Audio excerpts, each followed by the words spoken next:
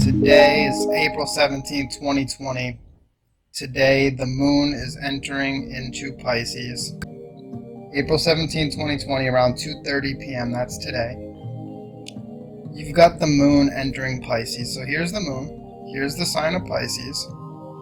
And the moon enters into there. It's going to be in there for about a couple of days. As you can see, the moon is making its way toe with the sun for a new moon. It's about 60 degrees away as of 2:30 tomorrow, right? So what does this mean? Pisces is a time where we enter a healing energy of love. That's the healing power of Pisces. With the moon making its way through the zodiac, it's also, we have to take into account the phase that the moon is in. Now there's waxing, there's waning, there's full, there's new. So the waxing crescent that we have, the waning crescent that we have today at 26%. Well, waning means that the moon is very dark right now. The moon is losing light. It's waning. The moon will continue to lose light until it's completely dark on the 22nd of April. When the moon is waning, we enter a phase where we're more reflective, where we're looking more at our lives from that standpoint. As we reflect upon the last couple of weeks of our lives, because the moon takes about a month to work its way through the zodiac, and it's going to be entering Pisces right before we go into this new moon in a few days, on the 22nd. So one thing that we're looking for as the moon continues to make its way through the zodiac is we're looking to use the healing energy of Pisces, and that healing energy is love. Now, let's not get this all confused.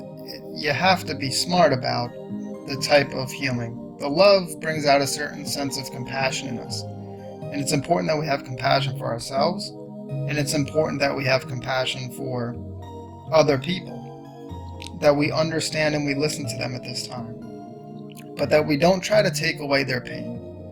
We must remember not to just try to take away the pain that other people feel, because when we do that, we try to play this victim-savior game. And this victim-savior game doesn't really work out for anybody, because the root cause continues to be stuck and ingrained within the individual, and they don't get the change and the real healing that they need. Our desire to take away another's pain or to remove our pain without getting at the root cause is not the kind of compassion we're looking for. We want to make it okay that we've made mistakes. We want to make it okay that we may have put ourselves in a position to have experienced this pain. We may not want to admit our imperfection, because Pisces generally doesn't want to do that. It doesn't want to admit that we might not be perfect. So one thing, as we experience and take in this Piscean energy, is we're going to want to continue to look at our lives in a way where we're using the waning energy of the moon, we're using the reflective energy of the moon, we're using the more meditative side where we're getting rid of old or bad or negative things that may have caused the injuries or the pain or the sickness or the infection or whatever it may be. And we're offering compassion to ourselves for having gotten ourselves in this position in the first place. We're understanding that the universe, the unknown, brings about magical ways of healing.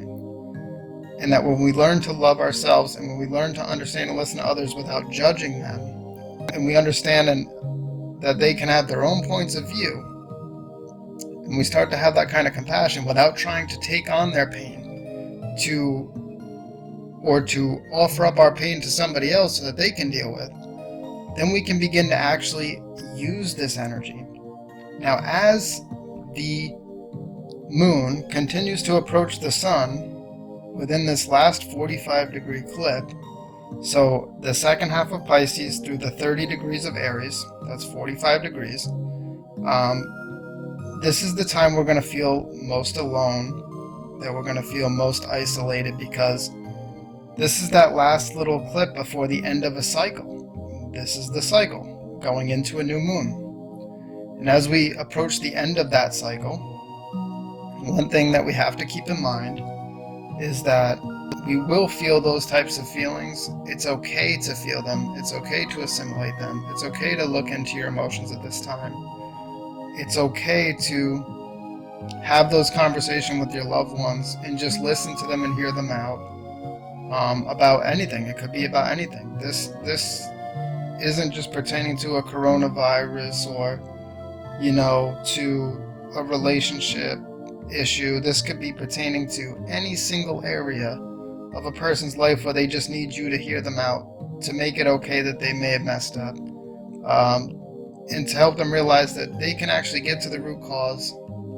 You yourself can get to the root cause of your problems. And you can have the metamorphosis, the change. That's all metamorphosis is. It's a change. And that could be in form, it could be in behavior, it could be in anything. And that change could really benefit your life to a degree where you get rid of the old problems, which is what the waning moon is about.